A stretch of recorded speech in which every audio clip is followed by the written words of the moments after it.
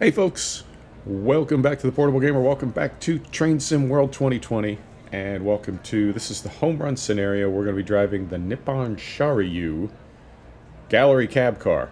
I'm really liking this one. It's different. You know, I'm a sucker for novelty. Anything different, anything unique, I'm into. So let's hop right in here and get going. Right up here, right through here. Check this out. We're going to go up here. And this fascinates me. Look at this car. It's got one row of seats on the side. It's open down the center. I guess this is for luggage up here, but I don't even understand it. Right. So here's our office for the day. Get this closed. Close that. Sit right here. Here we go. Lock the doors. You got it. We're on the right side. Doors are locked.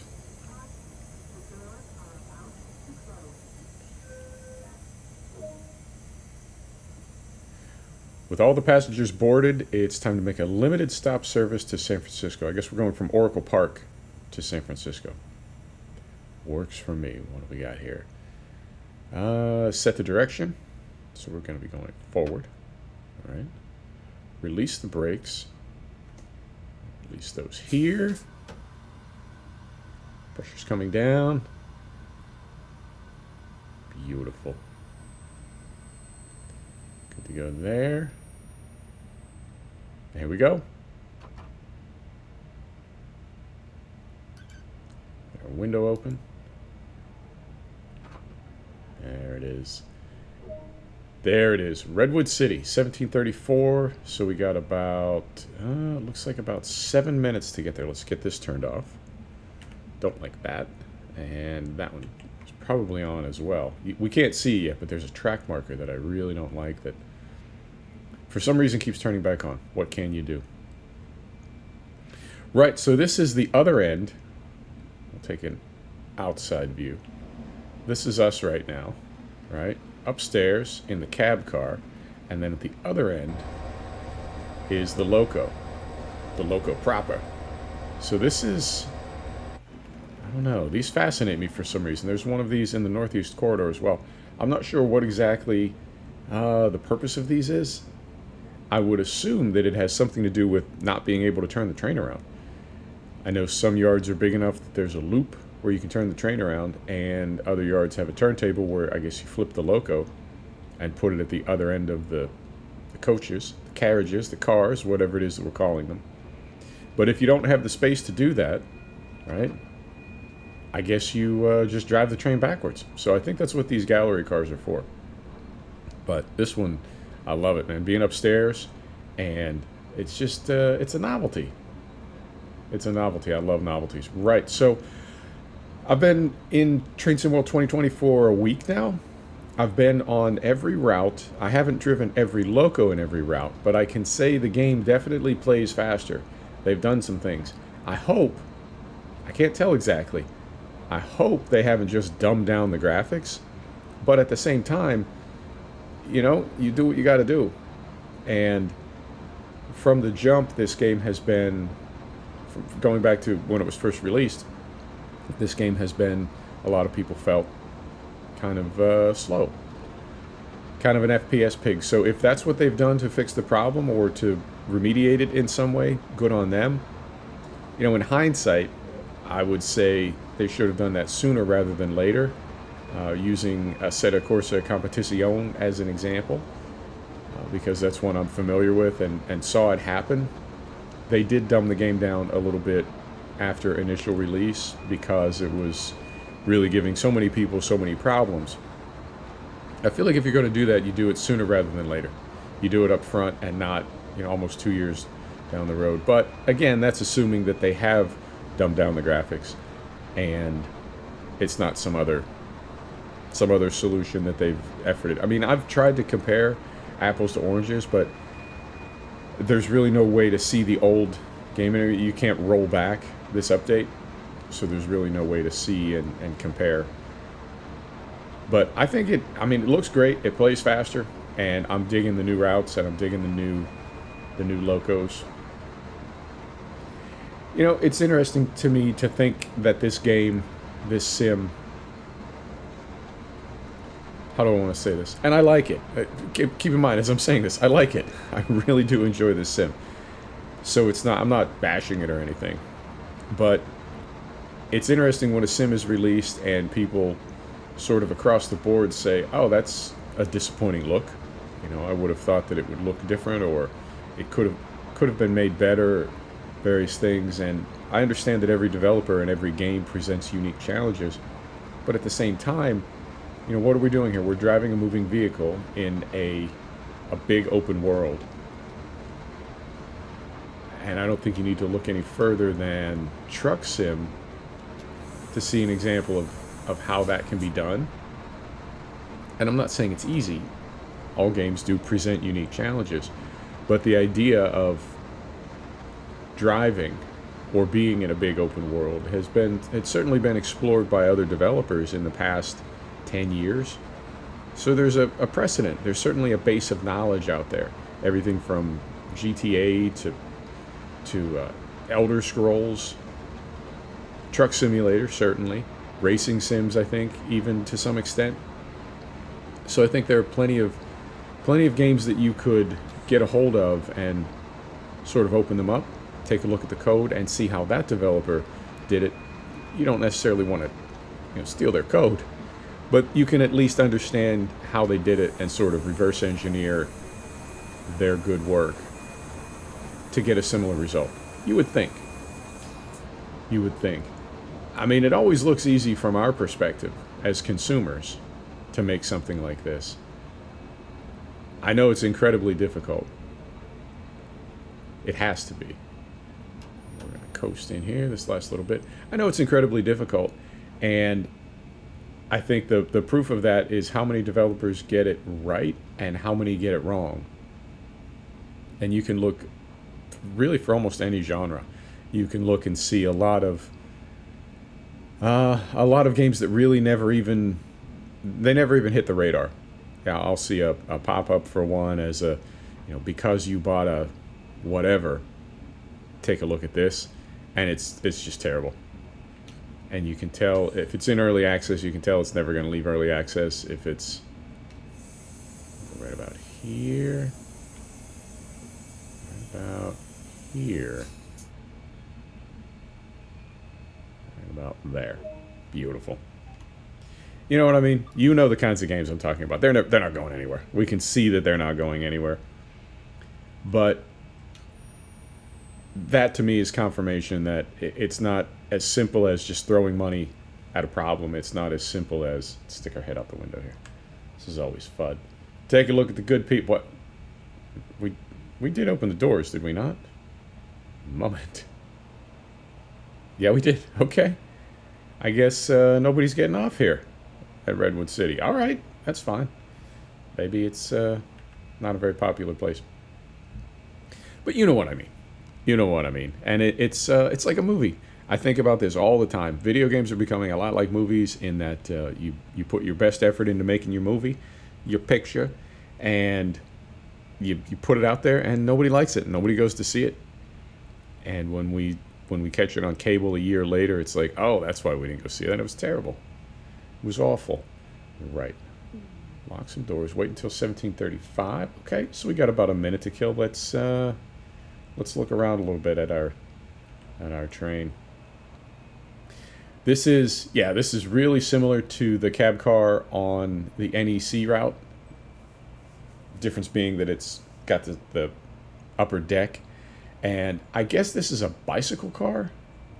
I don't know. There's something unique about it because the other cars, in addition to not having the controls at the end, the driver compartment at the end, the office, in addition to not having that, they don't have that big cavity in the middle. I don't know what's supposed to go in there. It seems like a lot of, I don't want to say wasted space, but it seems like that area has been given over to something for some reason, and I don't know what it is that you put there that justifies having that big open space down the middle. Here we go. Closing doors. Yeah, they are. All right, doors are closed. Brakes come off. Pressure comes down. Here we go.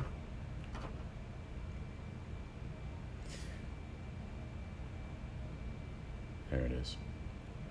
And you're supposed to roll in power slowly, I think, when you...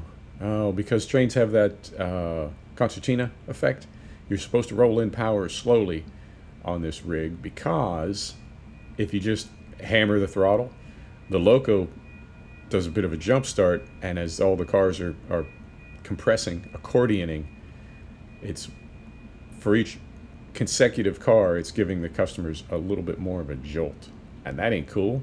Can't have that. All right, so we're rolling. We'll head into Belmont. Now, this whole service is 60 minutes. We're not going to do the whole thing. I think we'll go about 30 minutes. We'll go to a stop near the 30-minute mark, and we'll call it for the day. But the other thing that I need to get into that I have not gotten into yet is the journeys, right? So services, what used to be called services, which are regular, I guess, daily routes running on a set schedule. That's now called timetable. It fits, I guess. But there's something new called journeys. And with that, I guess you link activities for all the locos in a given location, on a given route. They're sort of linked activities. So it's almost like cross-training, where you are required to do different things in different locos in the same area to complete the journeys for that area. So I do want to get into that a little bit more. You know, this is definitely a long play, slow play game. And I'll do my best to show you the new locos and to show you the new routes when they come out. But in the same way that Truck Sim is just really, it's almost kind of solitary, right? It's a game that you can spend a lot of time in by yourself. Now, there is multiplayer for Truck Sim, for sure. Off topic. There is rumored to be, and people want there to be, multiplayer in Train Sim, but at the moment there is not. At the moment there is not. But it's really kind of a solitary game, you know. It's turn the music on and get your chill on. Hang on, let's hop back outside. Yeah, I'm liking this. I'm liking this for a screenshot. Yeah, I am. How about one like that? Beautiful. Beautiful. Oh. There we go. Yeah, I've also noticed that when other trains pass you, historically in this sim, that was when FPS just went off a cliff. And that seems to be less the case now. They've definitely made improvements. They definitely have. And slow this down a little bit. Get ready to stop here. And I appreciate that. And you know, it's funny because we as consumers can be so demanding, but at the same time, I just speaking for me personally as a consumer, I have no interest in paying money for something, being disappointed by it, and then rationalizing that by saying, well, you know, it's really hard to do this.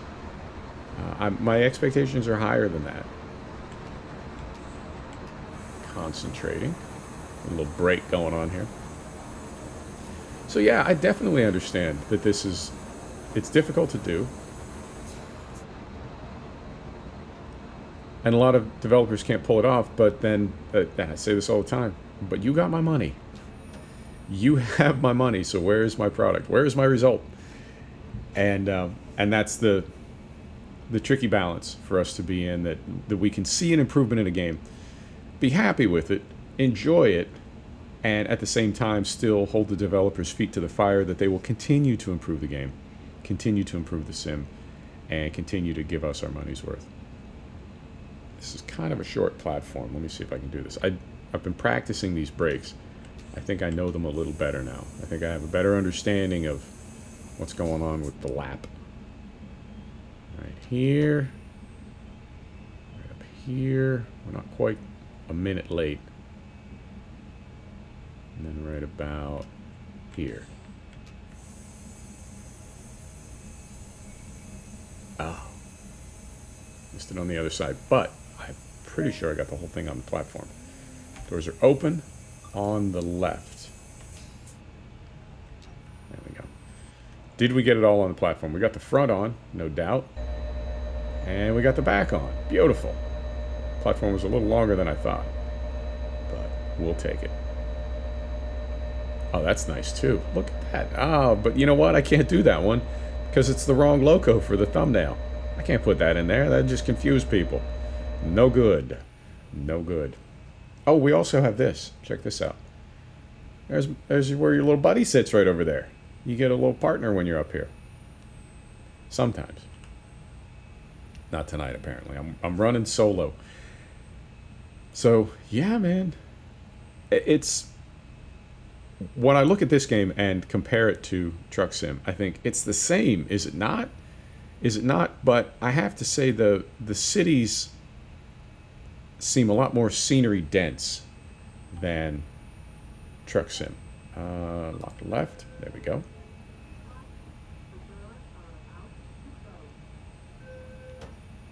Brakes are coming off. Pressure comes down. There we go. We're going to Hillsdale, which is not far at all. There we go. There's that little jolt. So yeah, if we go back outside, that seems to be a lot more density of scenery than you have in Truck Sim. I mean, really, it is. And so I think that's where some of the additional resources are being used by a system. You know, they're two different sims.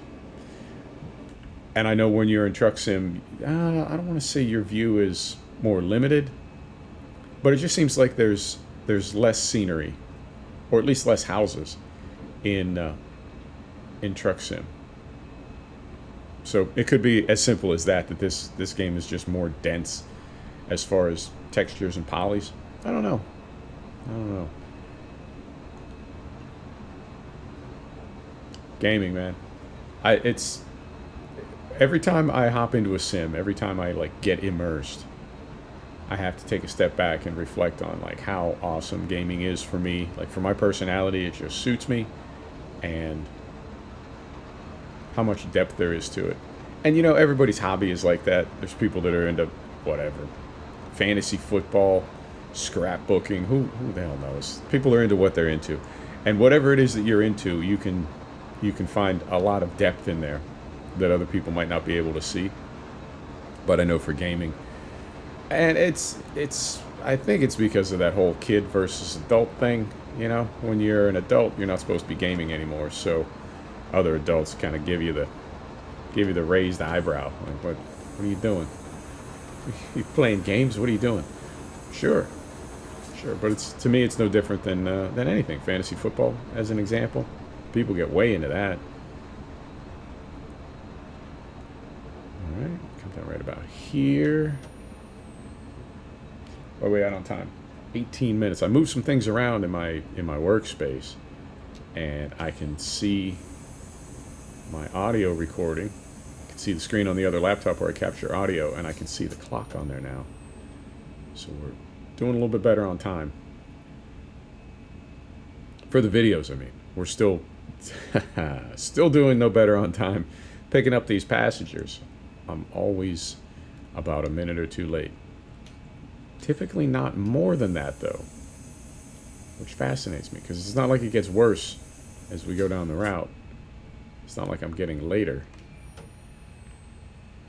Oh dear. Now we've done it. Let's get the doors open first. Did we even get it all on the platform this time? Oh, I hope we did. Hope we did. There's the front. Oh yeah. By the skin of our teeth, we got the back on the platform as well. Beautiful. Where are we at on the map here? Yeah, we got a ways to go to get into San Francisco. It's all the way up here. And this entire route is, what, 45 miles long? So call it thirds. We got another 15 miles to go at least. Yeah, we'll go 30 minutes.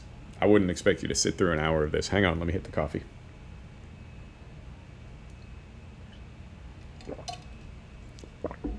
Beautiful.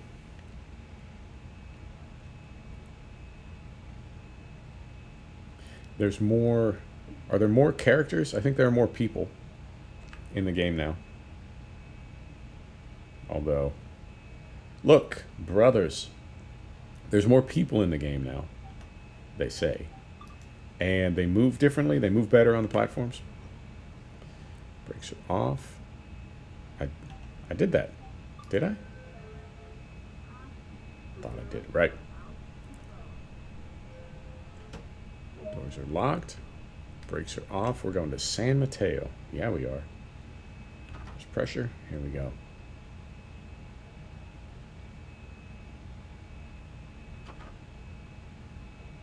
Here we go. Yes. We seem to be having no response.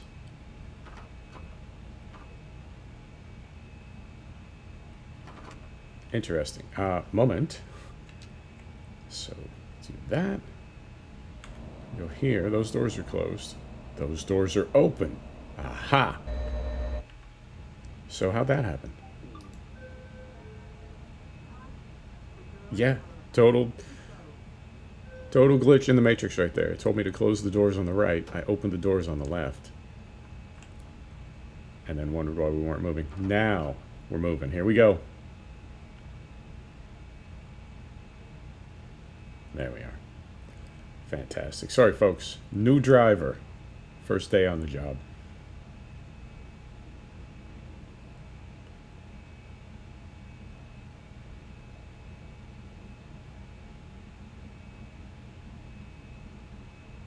Looks like there's some new car models as well. I remember the models being a lot more kind of generic on some of the other routes. As far as texture and scenery. Yeah, I mean, you're going to see a little redundancy. You're going to see the same buildings over and over, the same wall textures over and over. But again, it's that compromise, right? I mean, they could make all of these wall textures unique or make dozens or hundreds of them, and then the game runs slow. So there has to be a compromise somewhere. I know on Farm Sim, periodically you'll see a map, and the map maker will say in the notes, this map is designed for like supercomputers only. i9, 8500, quad 16, 22 core, right? 64 gig of RAM, the whole deal. If you don't have that, don't even try playing it. And some of that, I understand map makers tend to make maps for themselves. I get that. I think some of it is also kind of showing off, right? You made a map for yourself. You can play it. And then you give it away knowing that most people can't play it. And I think it's the whole reason developers put in sliders for graphics settings. Different people have different systems. Not everybody has the ability to render on Ultra. And other people do and could never render on anything less than Ultra. So it's to design a game that will work on that many different systems, that many different settings for that many different types of players, all those different priorities. I really do give props to developers. I give them a lot of crap, Like I said, we got to hold their feet to the fire, but at the same time, I think we need to recognize what a massive undertaking it is to make a game like this, and how cool it is when they pull it off.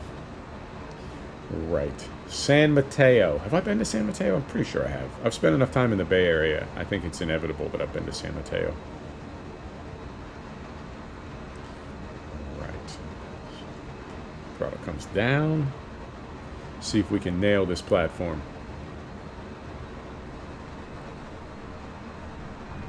There. There we go. Uh-oh. Red light.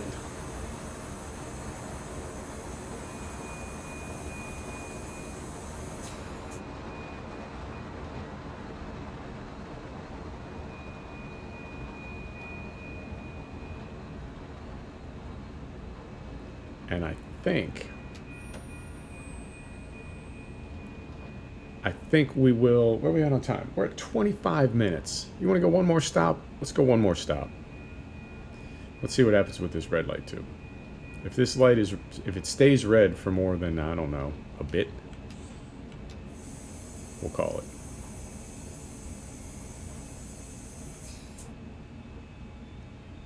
Right about there. Right about there. No, no. Not yet.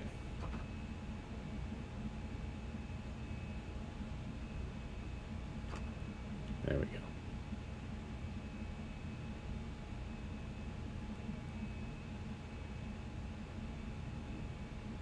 Right about, I'm concentrating right now. You wouldn't think it. There we go.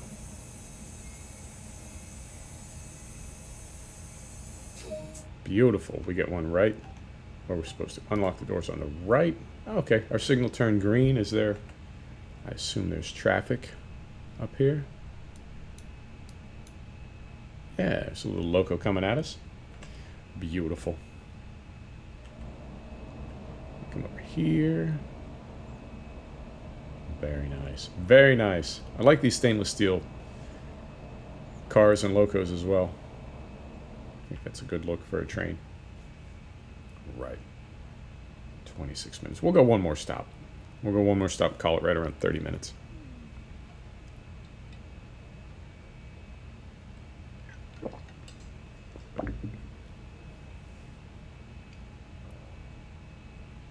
You got your sander. You got your bell. Beautiful.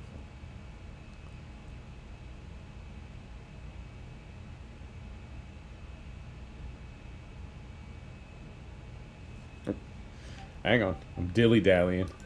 Lock the doors. There we go. Doors are closed. Brakes are off. Pressure. There we go. And let's get rolling.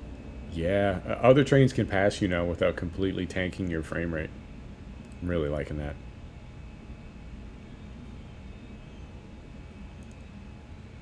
And I even took some locos out in CSX Heavy Haul, which is the original, right? That's the sort of the genesis of TSW, and frame rate is improved there as well. So across the board, the entire sim, Train Sim World 2020, is an improvement over Train Sim World. Super, super pleased about that. All right, Millbrae. Where are we at? Take a look at the map one more time. Yeah, I think after I stop recording, I'll probably finish this off camera. Hey, why not?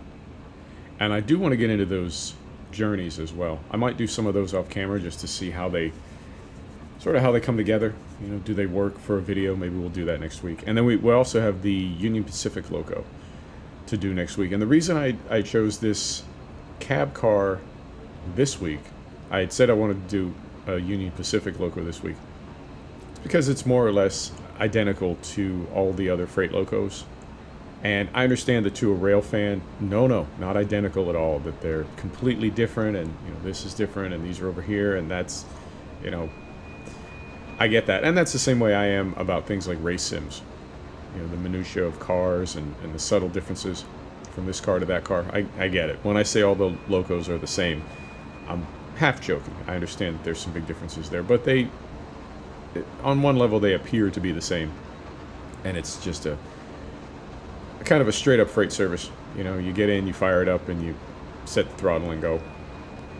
Whereas with passenger service and the frequent stops and trying to hit the platforms, and plus the novelty of this cab car, I went with this instead. But we can do one more for the Peninsula Corridor, which would be the Union Pacific loco, and then from there, I don't know. I'm not opposed to doing, just as a comparison, I'm not opposed to doing something from CSX Heavy Haul, from the original. Beautiful. Where are we at on time? Oh, this is going to be perfect. It's going to be perfect. We'll be right around 30 minutes. It's fantastic. There's also, yeah, you just saw a little bit right there. I was just about to mention it, and then we passed some. There is graffiti, finally, and on the freight route. Hang on, slow down a little bit here. On the freight routes, on the freight runs, there is graffiti on the cars, which in the United States is it's just about ubiquitous. You see graffiti really all over any type of freight railroad, both on the rolling stock and on buildings and walls, fences, everywhere. And you see it a little bit on passenger, but I think because passenger railroads tend to, hang on, concentrating, get ready to make a stop here. Because passenger railroads, this is going to sound weird to say, but because they tend to be around people more, right? Whereas freight, it goes through rural areas and there's really nobody attending to or near those locos and cars for a lot of the route. I think it gives more opportunities, like when a train is stopped or when a train is parked in a yard or something, for people to tag it. So you do see a lot of graffiti. Hang on. Concentrating. Got one more stop to make here. Try not to screw it up. You do see a lot of graffiti on U.S. railroad equipment. And I think it's nice that Dovetail has brought that in. I can't recall ever seeing graffiti on any of the German or UK routes, or on anywhere in the Northeast Corridor. And Millbrae, I think this is going to be perfect. I think Millbrae is going to be a good station to stop at, because it's kind of scenic. It's got a nice look to it. All right, nope, nope, nope. Not too early. There you go.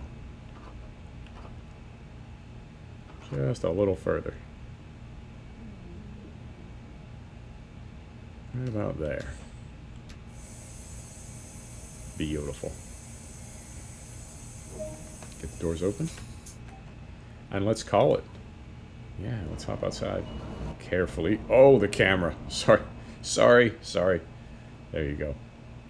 Folks, thanks for stopping back to check out the Portable Gamer. Thanks for joining us for another episode of Train Sim World 2020. This is the Nippon Sharyo gallery control car. Stop bouncing! And we'll see you next time. Take care now.